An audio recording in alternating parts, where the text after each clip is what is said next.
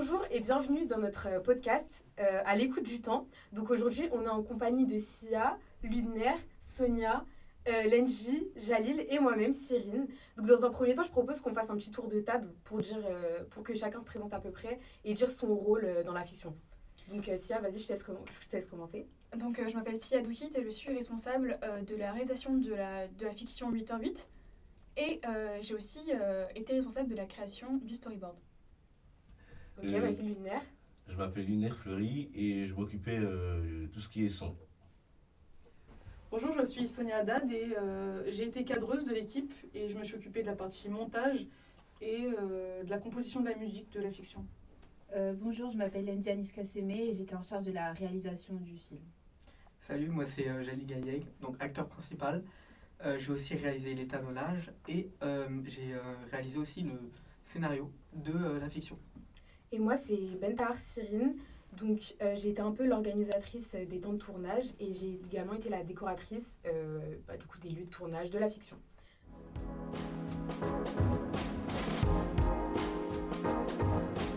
Donc, pourquoi avez-vous choisi ce projet ? C'était un projet déjà qui était fun. Et on a essayé quelque chose qu'on n'a pas l'habitude de faire. Parce que C'est là, vrai. c'est plus dans une ambiance qui est plutôt noire, sombre. Et on a essayé d'utiliser ça à notre avantage. C'est vrai qu'on n'a jamais fait de fiction auparavant dans nos projets scolaires. On a plus fait des choses type commercial, communication. Là, c'était une première pour nous en vrai. Ouais, là vraiment on était libre, à l'inverse de toutes les contraintes qu'on a eues auparavant. On a déjà réalisé une fiction mais avec des contraintes. Là la seule contrainte était le super pouvoir, donc la contrainte du festival Nikon.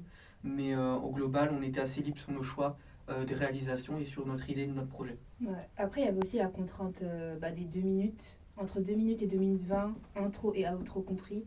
Mais bon, à part ça, en vrai, c'est pour ça qu'on a choisi ce projet-là. C'était hyper créatif, contrairement au web documentaire, où il fallait interviewer quelqu'un sur un métier. Et c'est plus compliqué de trouver une personne qui va accepter. Et après, il faut trouver le temps entre le moment où on va filmer et quand il sera disponible et quand on va faire le montage. Et c'est un problème. C'était vraiment le moyen pour nous de repousser un peu nos limites en tant que créateur en audiovisuel. Et du coup, j'ai trouvé que ça, c'était une très bonne opportunité de participer au festival Nikon. Ouais, c'est vrai que ça a été une bonne chose pour nous de mettre en avant nos idées, de mettre en avant notre créativité, notre imagination. Même si on n'avait pas de contraintes, je pense que la contrainte, ça a été justement de faire beaucoup plus d'efforts que si on avait trouvé une personne qu'on aurait pu interviewer pour parler de son métier. Je pense que c'est un projet beaucoup plus simple que ce qu'on a envisagé, mais justement, c'est ce qui est beaucoup plus excitant, disons, plus amusant. Ouais, je vois ce que tu veux dire, Sonia. C'était plus pour le côté challenge Oui, en vrai, voilà, qu'on a c'est accepté. C'était intéressant.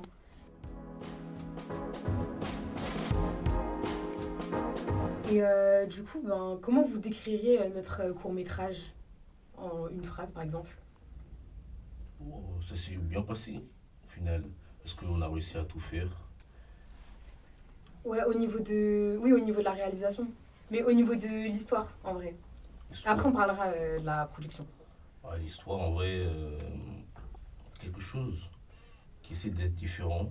C'est un type de personnage qui ne comprend pas ce qu'il est. Et c'est plutôt amusant de voir les choix qu'il va faire. Ouais. Si on peut décrire la fiction en un seul mot, je dirais moi mystère. Enfin, on a l'habitude de répéter ce mot, mais je pense que c'est ce qui le décrit le mieux. En vrai, oui, c'est plutôt mystérieux. Il y a aussi une pression, en vrai. Oui, certaine ouais. Vraiment pression, une tension. Ouais. une tension qu'on a essayé de vraiment De véhiculer, bien ouais. marquer dans la fiction. Ouais, surtout au niveau du sound design. Ouais. Ça a été bien... Je trouve que ça a été bien fait. Moi, Et, je trouve que c'est vraiment ouais. le sound design qui a fait tout le film. Oui, Parce que c'est un film qui a très peu de dialogue. Et du coup, la musique, ça a été vraiment presque une quatrième écriture, hein, avec le tournage, l'écriture scénaristique, même le storyboard. C'était vraiment quelque chose en plus. Donc voilà. on a réussi à créer une ambiance qu'on avait envie de créer. Une sorte de dans la fiction, on n'a pas réellement un méchant, un gentil, un héros et un antagoniste. Mais à travers cette ambiance avec la pression et le suspense, on a réussi à créer quelque chose d'original. Ouais, c'est vrai.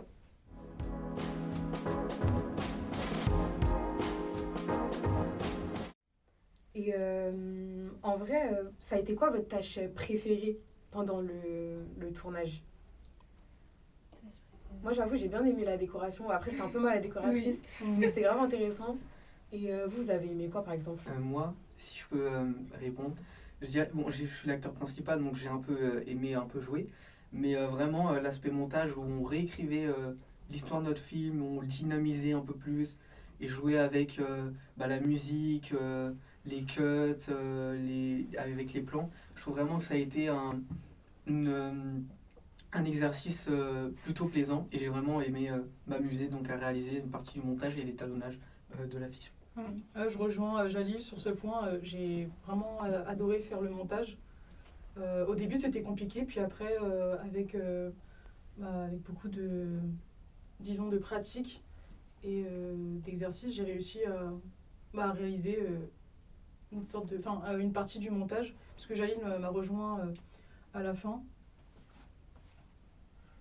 Ok. Est-ce que vous avez d'autres tâches? Moi, personnellement, le son, parce que j'aime bien. Je suis dans ma bulle et j'entends tout ce qui passe et tout ce qu'il dit. Et c'est comme si c'était un autre monde. C'est vrai. Il faut être concentré en vrai pour faire un G-son. Moi, ce que j'ai bien aimé, c'était vraiment trouver des plans qui étaient esthétiques pour la fiction. Donc vraiment trouver les bons plans qui soient vraiment beaux à la caméra et qui soient aussi pertinents. C'était pas facile, mais c'est peut-être une des choses que j'ai préféré faire.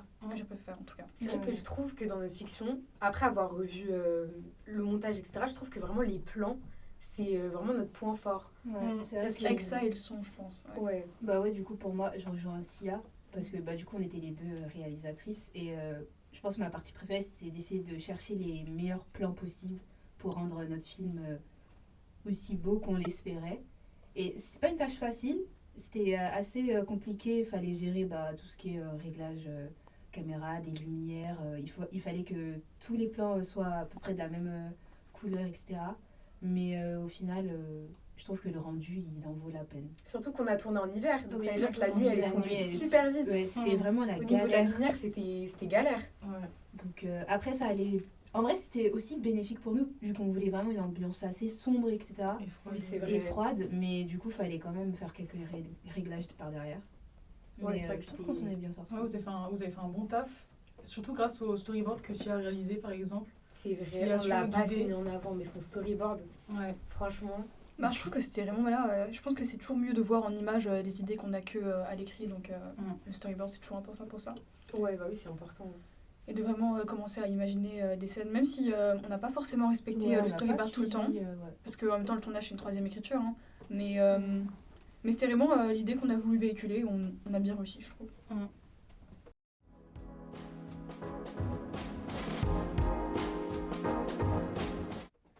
Ok, bah du coup moi j'avais juste une question pour Jalil.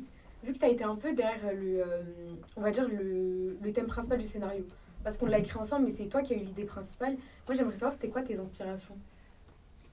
Alors franchement, mes inspirations, en fait ça m'est venu un peu comme ça. Sur le moment je pense que j'avais pas d'inspiration, c'est juste que j'ai essayé vraiment de travailler ma réflexion à l'idée du scénario, parce que je pense que ça m'a pris quand même quelques jours, parce qu'il y a eu plusieurs idées avant le résultat final. Oui, c'est vrai. Mais il y a eu des fois ça passait pas, aussi on s'en mêlait un peu parce que notre sujet c'est la boucle temporelle, donc on s'en mêlait un peu entre les temporalités. Mais niveau inspiration, je sais pas si je pourrais en citer. Si je pourrais, les films de science-fiction, bon j'ai pas de nom qui me viennent en tête, mais tout ce qui joue sur la boucle, le temps, je sais pas, comme Memento, des films comme ça. Et oui, ça m'est venu comme ça, et je pense qu'au final, on a tous après ajouté notre tâche à l'idée du scénario, et au final, ça a rendu un truc assez pas mal, donc je pense qu'on est assez fiers. Pour des références, je pense qu'on peut dire des films comme Un jour sans fin, plein de jeux vidéo aussi d'horreur qui reprend un peu cette idée de fiction et un peu de suivre ce personnage.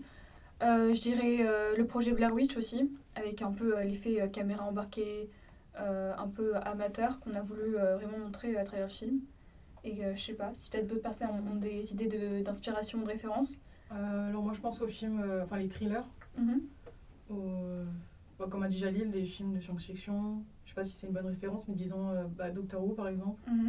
En jeu vidéo, je pense à Silent Hill.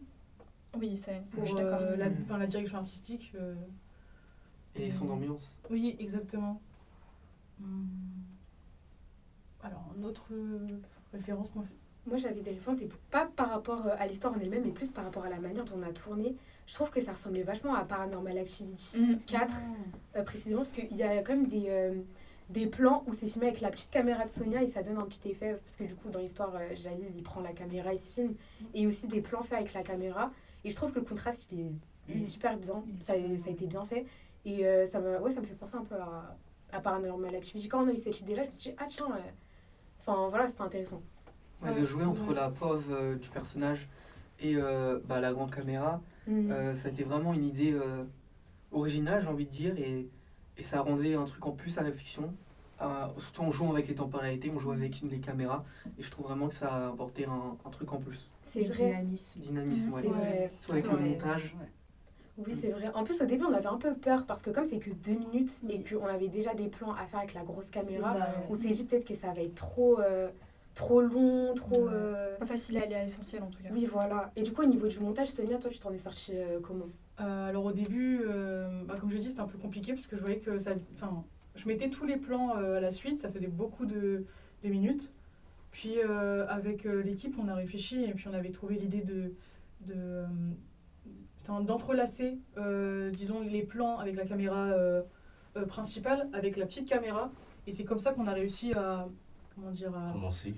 Ouais, et trouver un équilibre et que ça fasse 2 minutes 20 à peu près, il me semble. Donc oui, c'est comme ça et qu'on a trouvé une solution. Et surtout que ça rend le tout très dynamique, ouais. Et ça, ça aide à emporter le public dans notre univers. C'est vrai. Parce qu'au début, on comprend pas trop ce qui se passe et c'est justement ça qu'on voulait... faire ressortir. Oui, voilà. Perdre un peu notre public pour qu'ils comprennent un peu à la fin ce à quoi le héros fait face.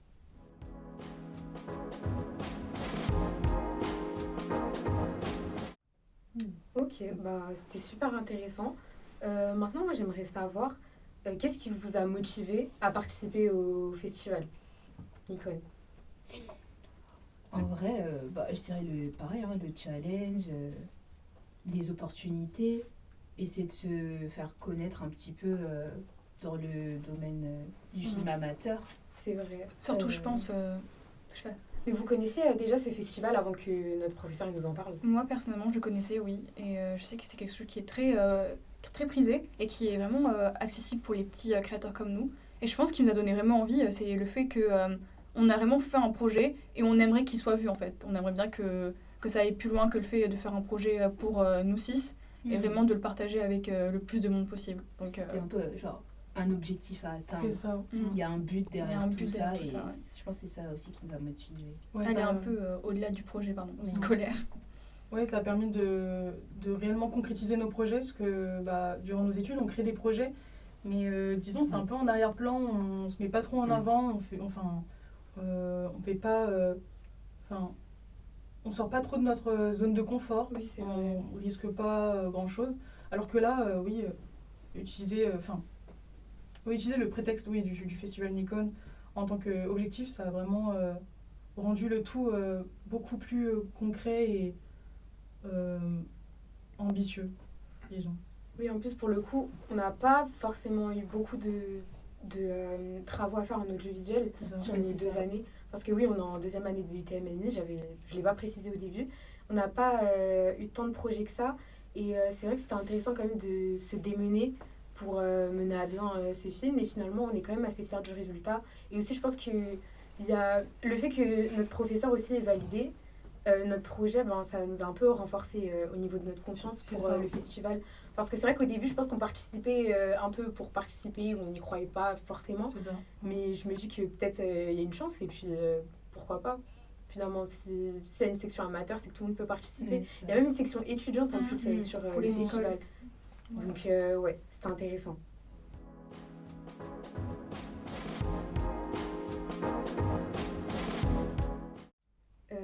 Du coup, vous attendez que le public il réagisse comment face à notre fiction?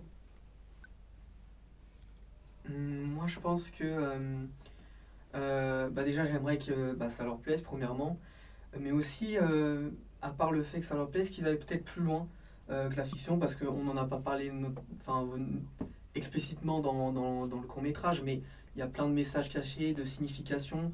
8h8, ça a un sens. Par exemple, c'est une heure miroir qui signifie l'impasse, qu'on est bloqué dans une situation. Il y a plein de petites références dans le film où on peut aller plus loin, notamment le site internet aussi, le terminal d'accès, il est aussi présent. Tout le monde peut y accéder et voir lui-même les vidéos en entière. Et ça, vraiment, je pense que c'est un truc en plus, vraiment aller plus loin que le simple visionnage du court-métrage, consulter les webdocs que vous pouvez retrouver sur tous nos comptes. Et vraiment, c'est là que vous allez voir les significations et vous allez mieux comprendre l'univers de 8h8.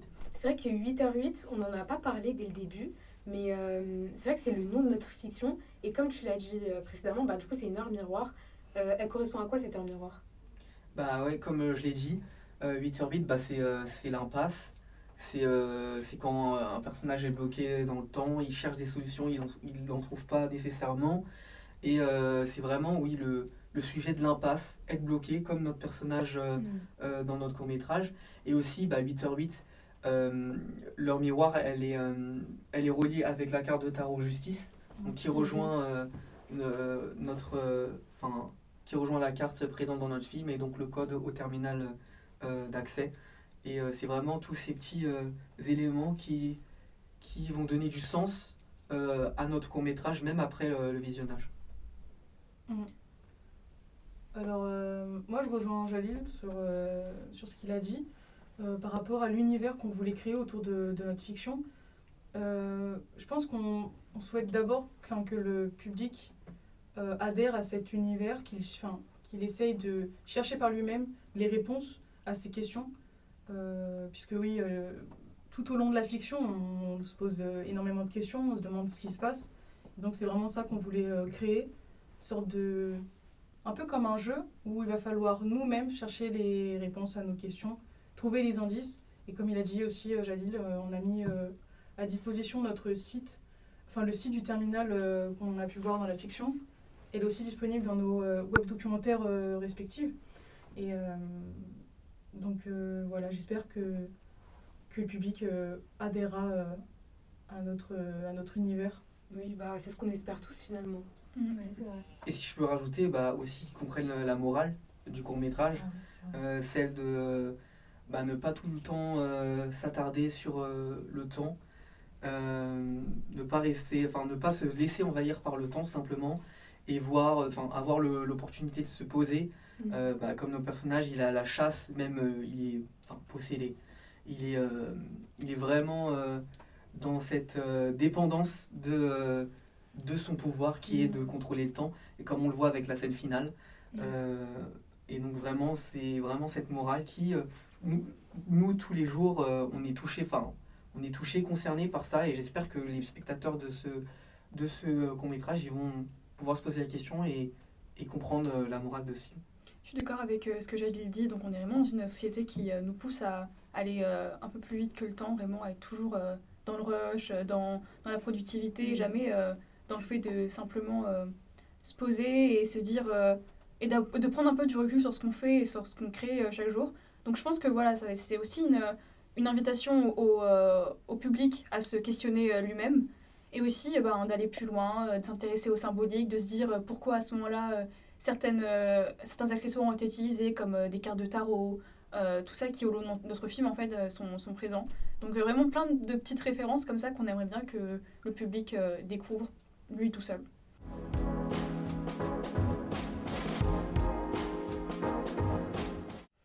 D'ailleurs, ça m'a donné une idée de question, ce que tu viens de dire, j'ai trouvé ça super intéressant.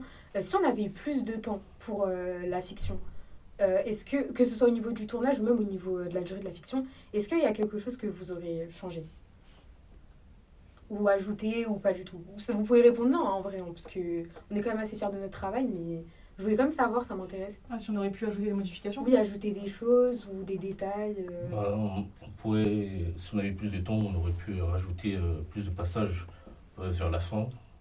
Je suis d'accord. Comme ça laisse encore plus de choix et de questions aux spectateurs. Moi, ce que j'aurais voulu, c'était certains plans, par exemple, qui sont pas forcément présents dans le film par manque de temps, mais peut-être un peu plus de close-up sur le visage du personnage principal, pour montrer vraiment ses expressions et son ressenti de toute cette situation.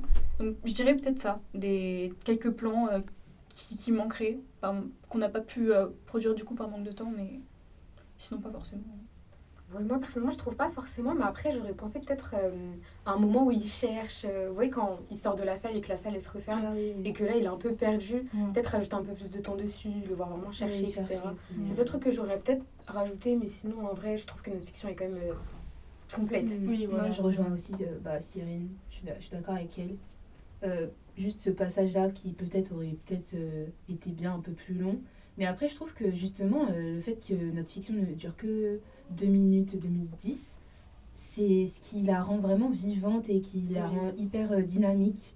Je pense un peu plus long, on n'aurait pas eu le même effet que maintenant. Surtout qu'on est de la génération un peu TikTok, Oui, les réseaux sociaux, tout va les choses rapides. Ouais, Et on puis, aime les choses rapides. Justement, avec nos thèmes, ça va de soi, dans le sens où avoir un montage hyper dynamique, une fiction qui dure vraiment pas beaucoup de temps, et le fait que notre personnage, il est, comme a dit Jalil, dépendant du temps, je pense que ça accentue beaucoup son pouvoir.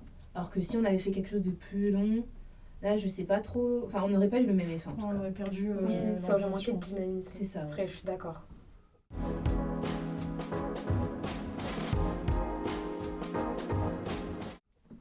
Très bien. Du coup, est-ce qu'il y a un moment du tournage qui vous a marqué ?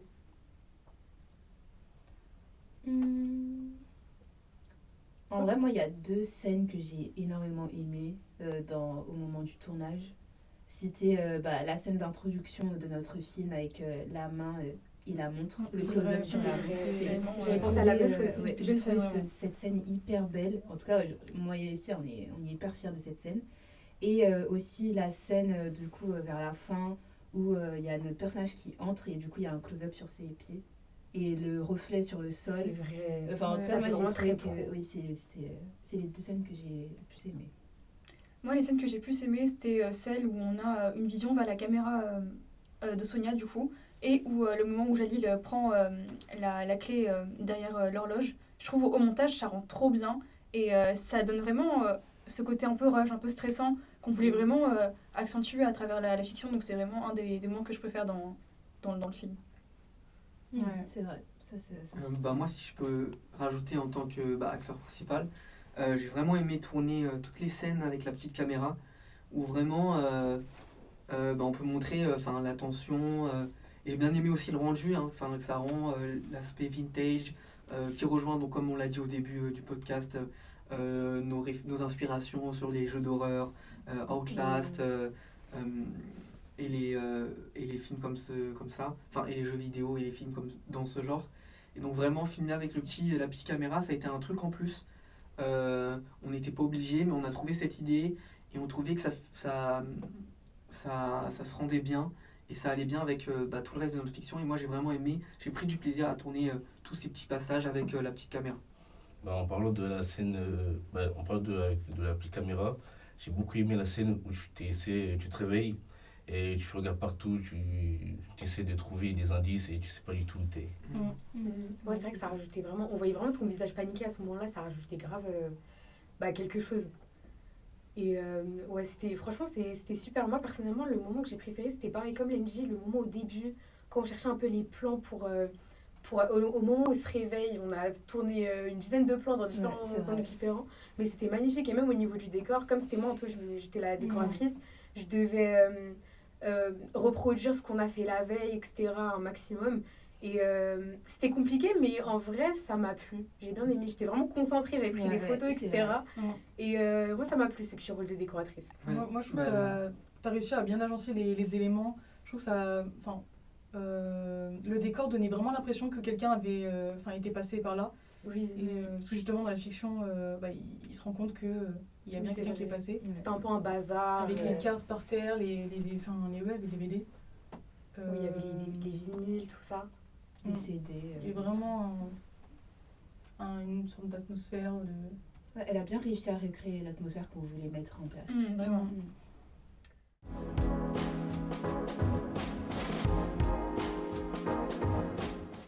Alors, est-ce que... Je pense qu'on va bientôt arriver à la fin de notre podcast.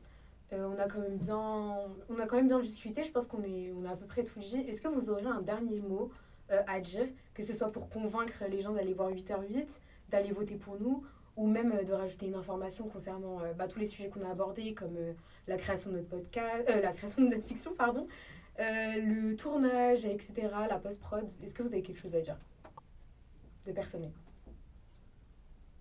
On est fiers de ce qu'on a fait. Parce que C'est vrai. comment faire ce projet, c'était vraiment amusant. Et c'est différent de ce qu'on fait. Ça nous permet de sortir de notre zone de confort et pouvoir proposer quelque chose de plus professionnel, mais tout en essayant de nous amuser en faisant ça. C'est vrai que moi je suis assez fière de nous. Malheureusement, on a eu énormément de contraintes, que ce soit au niveau de l'organisation du tournage, parce qu'il fallait faire ça sur des temps hors cours. Et on n'avait pas énormément d'heures dédiées à ça. Et malgré tout, on a quand même réussi à faire quelque chose de propre. Et sur ça, je suis super fière. Et ça reste quand même un projet assez authentique et intéressant et original. Ça mêle le mystère, ça mêle beaucoup de sujets. Donc franchement, j'espère que les gens iront voir et iront voter pour notre projet. Oui, surtout je pense qu'il vaut le coup d'être vu. Et donc vraiment, ayez l'envie, venez regarder notre film. Ça va vraiment, je pense, vous apporter un petit truc. Et puis même si ça vous fait questionner, c'est que nous, on a réussi notre boulot. Et donc on serait vraiment heureux d'avoir vos retours ou quoi que ce soit et d'aller plus loin après le visionnage du court-métrage. Ouais, c'est vrai. Moi, en vrai, si j'avais un seul mot à dire aux spectateurs, c'est soyez curieux, venez, il n'y a pas que les films des grandes boîtes de production qu'on connaît tous déjà. Il faut aussi être un peu plus curieux, regarder un peu ailleurs. Et je trouve que notre film, même s'il parle d'un sujet vu et revu au cinéma, qui est la temporalité, le temps, etc., je trouve que la manière dont on a amené ce thème-là, il change de ce qu'on peut voir au cinéma. Donc, venez et regardez notre film. C'est clair, il faut donner la chance à tout le monde. Oui, c'est ça. Alors, je rejoins tout le monde. Je suis très fière de cette réalisation. On a réussi à produire un projet qui est propre à nous, qui témoigne de notre créativité et de notre imagination. Et surtout, j'espère que le public prendra un peu de leur temps pour visionner notre fiction et de surtout faire preuve de curiosité et de plonger dans notre univers, surtout au travers de nos web documentaires. Et je pense que c'est tout. Pour finir, moi j'invite les gens qui pourront voir notre fiction à voter pour 8h08 si la fiction leur a plu et si ils ont envie de soutenir un petit groupe de petits créateurs en deuxième année de BUTMMI et qui ont envie vraiment de continuer dans cette voie-là et de créer des choses et de repousser finalement leurs limites. Voilà. Très bien, c'était un plaisir en tout cas ce podcast, je sais pas ce que vous en avez pensé, mais j'ai beaucoup aimé, on a bien pu s'exprimer, on a bien pu dire tout ce qu'on avait à dire. Et du coup, n'hésitez pas à vous abonner à notre chaîne YouTube. C'était à l'écoute du temps, n'oubliez pas d'aller voter pour 8h08. C'était Sia, Ludner, Sonia, Lenji, Jalil et Cyrine, et on vous remercie. Au revoir. Merci. Merci. Au revoir.